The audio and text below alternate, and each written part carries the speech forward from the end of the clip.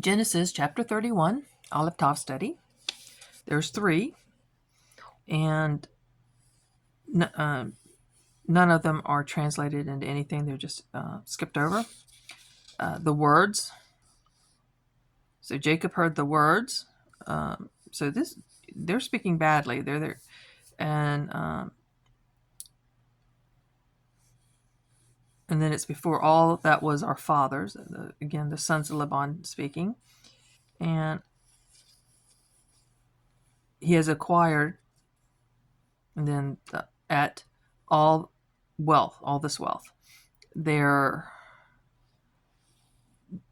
I think this was used to get Jacob moving out, gone, away and back home.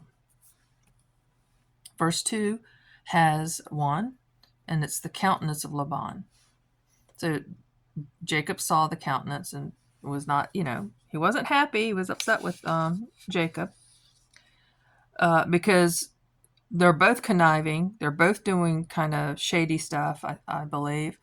But Jacob is prospering where Laban wasn't. So, he had taken all the striped and speckled flock 3 days away, hoping that they won't, there'll be a very minimal breeding of those coming out from the ones that weren't spotted and speckled. But Jacob does that branch thing, and then they're all turning out, all the strong ones are turning out spotted and speckled. So, again, the countenance of Laban gets an ed in verse 5. Verse 6, there's an 859 and a 53 that's not added, your father. And this is where Jacob is talking to his wives, Leah and Rachel. Leah and Rachel.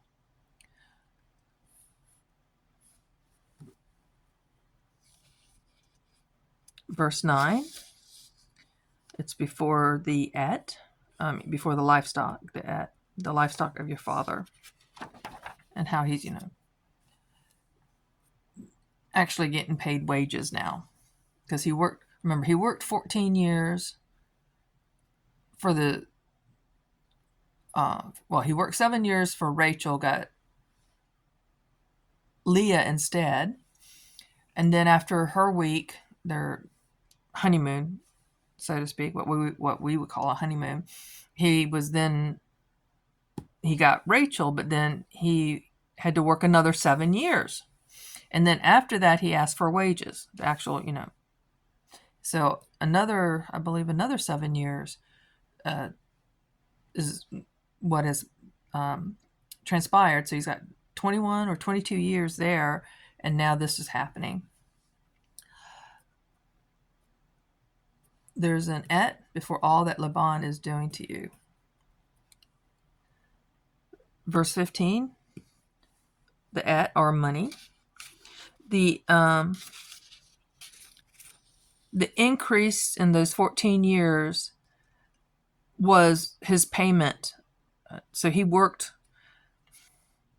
and it's an odd situation.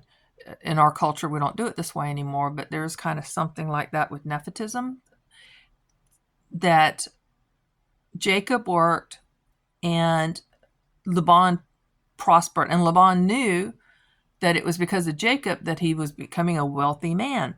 And his sons knew, but they resented it. That I'm sure there was some comparison, you know how it is in families, that Jacob is doing so much better than everybody else. He takes, let's say he takes 100, a flock of 100, and the following year it's more than doubled. Oftentimes, most sheep and goats will have twins. But on a high protein diet, I've learned, goats in particular will have 3. Now, they only have udders enough for 2. For them to produce enough milk, they have to be fed a lot more so that that third one will be able to prosper. So I believe either his was all twins and the others were mainly singles, or if they were having twins also, then Jacob was probably having triplets, sometimes more. So, and his flocks, he came back you know, with the herd, he left with a herd of 100, comes back with a herd of 400. So it's just kind of what's going on, and that Laban then was so selfish to take away the speckled and spotted ones and put them 3 days away so that Jacob would be forced to stay longer. So, verse 15, or money. So that their money, because Jacob showed up empty-handed, not like the previous generation when the servant came to get Rebekah and left all this wealth, gold and all sorts of stuff that he brought as a dowry, and then took Rebekah to Isaac. Now Jacob comes empty-handed, just the clothes on his back, literally, and now he's worked 14 years free, and during that free labor, he's being housed, he's being fed. He 7th year, he acquires 2 wives, and they're maidservants. So now he's a family of 5, and then Leah starts putting out babies.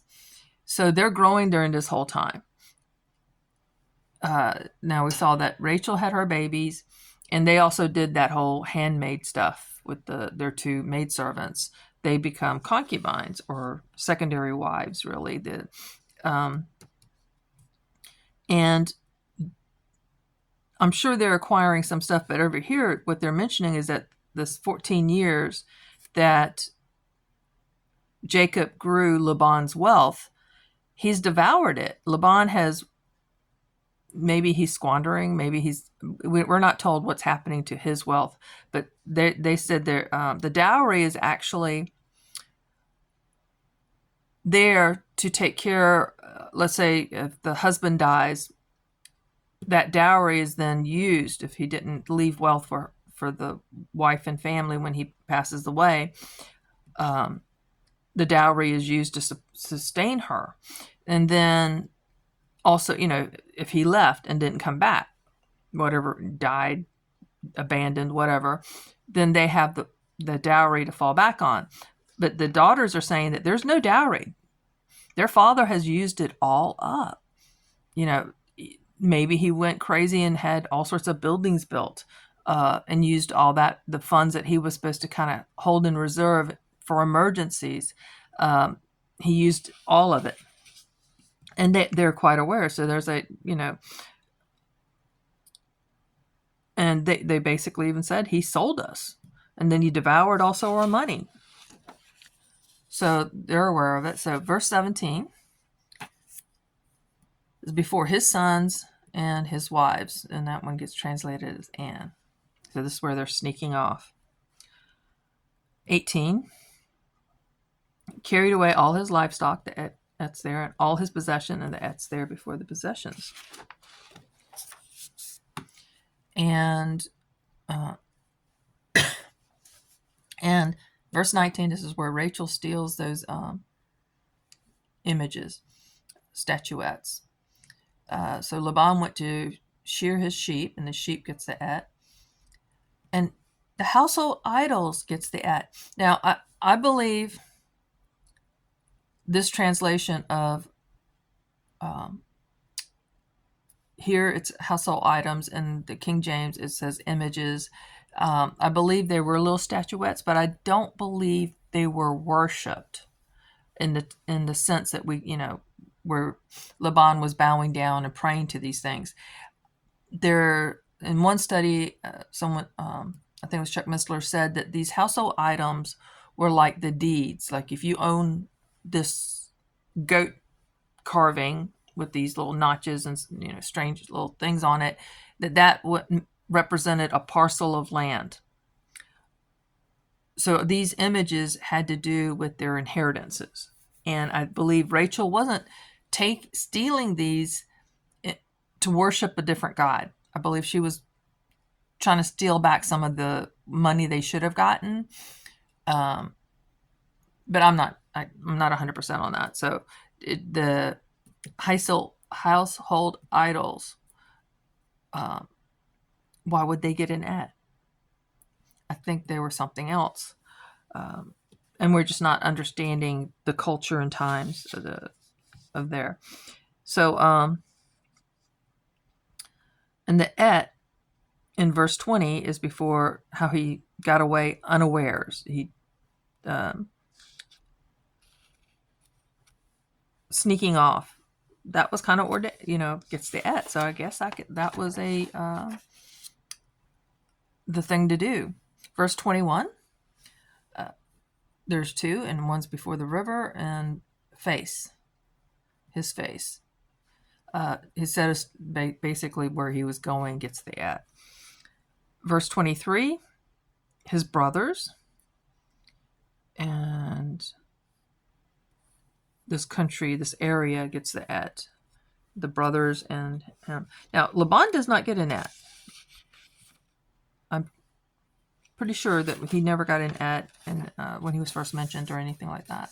So, verse 25, Jacob gets an et, or it's between Laban and Jacob. His tent gets an et, and Laban pitched with his brothers. So his brothers still get the et, but he's not getting et. So I think sometimes we get involved in something and our heart's right, even though the person we're supporting is not right, that they're doing something corrupt, but we don't know, we don't realize it. We're, backing somebody that we think is in the right when they're not. And I think sometimes we're still kind of covered, but it's our intentions and why we're doing it. I think his brothers were there to help Laban out of the goodness of their heart, not just because, I'm going to get something out of this. If he gets all those flocks back from Jacob, I can get part of that. I'm not sure, but I'm just saying that there's often a lot more to it. And then verse 27 has one et, and it's translated as me, stealing away from me. And this is where Laban is referencing himself. And he's faking. He said, I would have sent you away with singing and with tambourines and harps. We would have had a going away party. That was not the case. Laban would have done something like he did when he switched Leah for Rachel. Verse 30. Why did you steal my gods? And he does it. Elohe. Interesting. Not Elohim, but Elohe. And there's an et before that. Now, in our culture, we don't see that people are worshiping pagan gods, but we do worship things.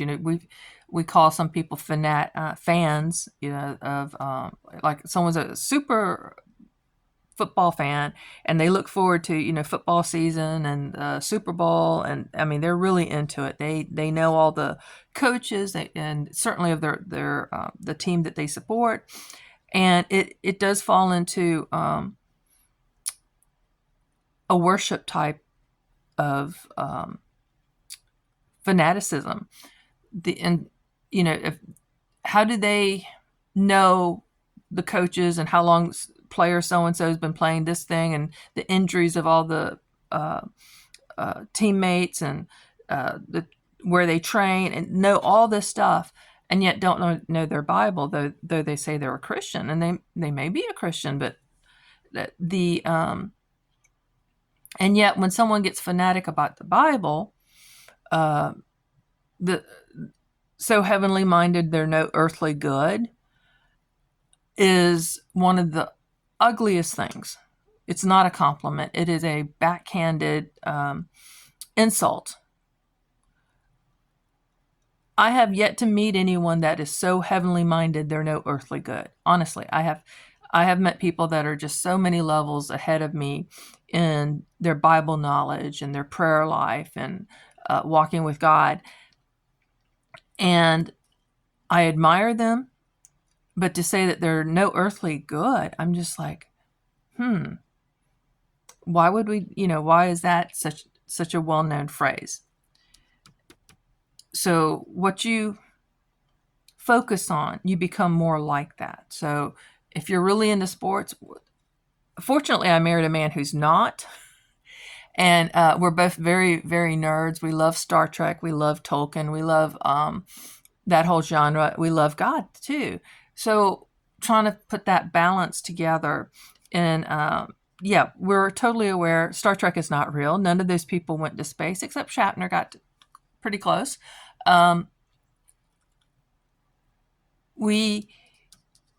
What we spend most of our mind and energy, money especially, will tell you what a person worships. And verse 31,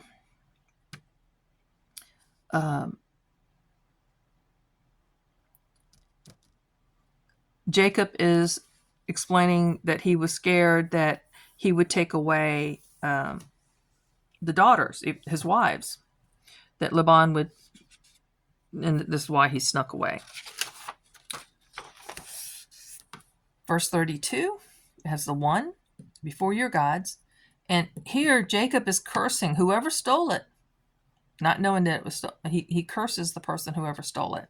Because now Laban's excuse is because my idols were taken. And over here it's your gods. Elohe ka, okay? Elohe, okay. And let him not live. And 41, the wages gets the at. You have changed my wages 10 times. So that whole negotiating for the speckled and striped, when they start getting more abundant than the normal colored flock, we're not told of any. We're not told even of the second or the 10th one where it got changed. But Jacob has said this, and now he's saying it to Laban. You've changed my wages 10 times, and the wages is what was blessed. If I can't help but wonder if Laban hadn't been shady, if Laban had been like, I know that my blessings are because you're here, so I want to bless you to keep the blessings rolling instead of trying to, I'm going to try to do something shady so that I will end up with more than you do at the end. But, this is not how God works. God sees every little shady thing that we do or try to do. So instead of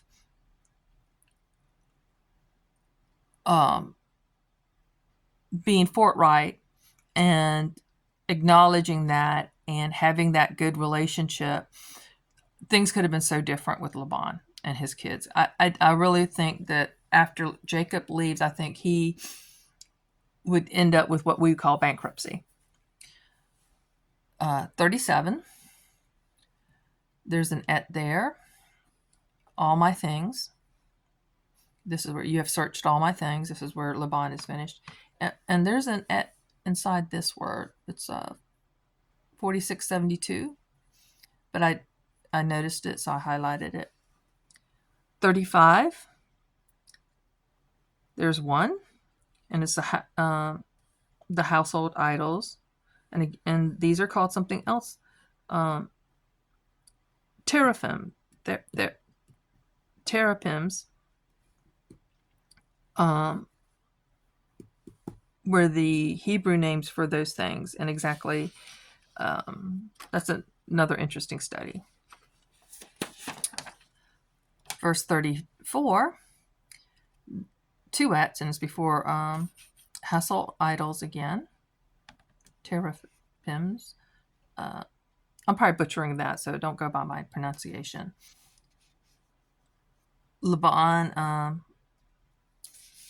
searched all about the tent, and if you remember, Rachel put them underneath, I think, a saddle seat, and then she sat on the saddle. And when Laban shows up in her tent, she's saying, I have my period, the way of the women. So that's why she was kind of hidden away. So he does not make her get up to search underneath where she was sitting. So, verse 42. I don't think we ever learn what happens to them after that. I think that's the last time they're mentioned. Does she throw them out later? Because it does her no good to have them. And I would imagine that she would have to keep them hidden so that no one would know. But obviously, centuries later, when Moses is writing this, we all knew. They all knew. Somehow, that it comes out. Nothing stays hidden. Verse 42, there's two of them. And that one gets the and. And it's for his affliction and the labors of my hands. So again, he's basically telling Laban, I didn't trust you to do the right thing. This is why I snuck off. Verse 43, it's 859 with the gets translated as you. And this is Laban speaking.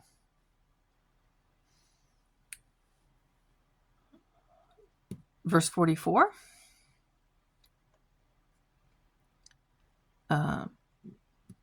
One, and it's 859, and it's and you. So it's that letter before and after. Verse 50 has one. And Laban speaking of my daughters. 52. This is kind of a sad thing, and let me just read it in the King James. This heap be witness, and this pillar be witness that I will not pass over this heap to you, and you shall not pass over this heap and this pillar unto me. Basically, I'm drawing a line.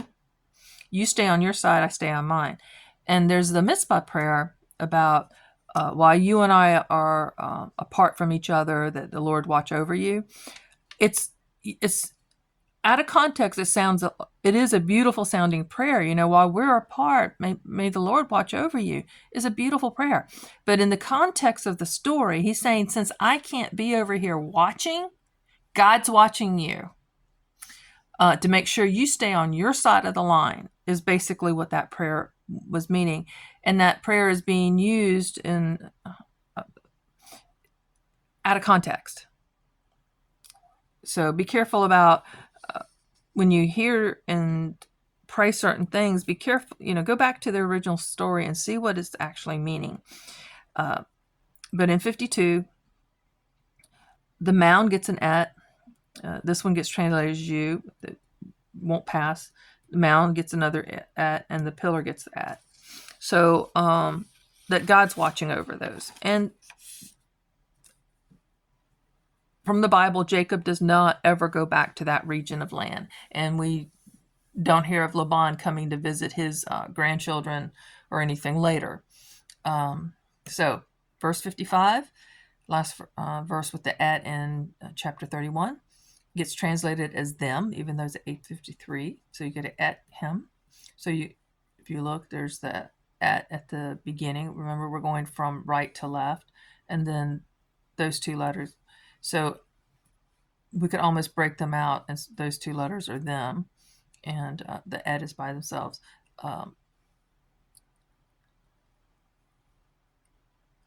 Bless them, the at. So this is Laban blessed them, and then he returned back home. And that ends chapter 31.